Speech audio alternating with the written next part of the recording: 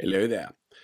Comedy is a really subjective issue, and a lot of it can come down to context. Depending on the context that a comment is made in, will actually relay whether or not it's going to be funny or not. Kind of awkward. And a great example of that is when you listen to Arnold Schwarzenegger talk about who it was that came down to the final two people that could have been cast as the Terminator.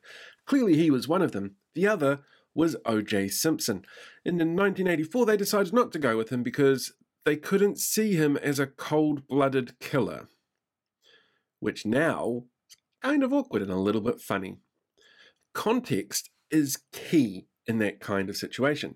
Now, when you are a politician who has made it very clear that issues around women's reproductive rights are ones that you have some very strong feelings about, things like abortion is tantamount to murder and women's contraception is not the sort of thing that should be considered a free healthcare option.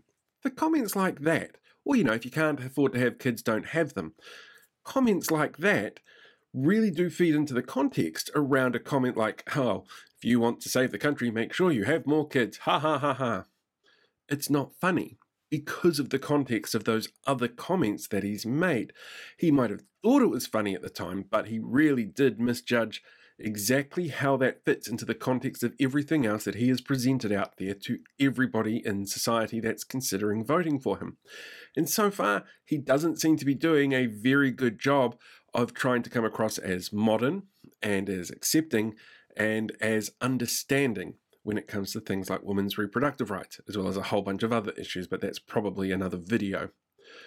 The fact that there are people out there defending what he said as a joke really is kind of frustrating because the joke itself, in a larger context, shows a pattern of problematic behavior and beliefs that he wants people to put him in charge of a country, but they're not going to trust somebody who constantly is making comments and jokes around this type of thing because it's really hard to take that joke element away from something super serious.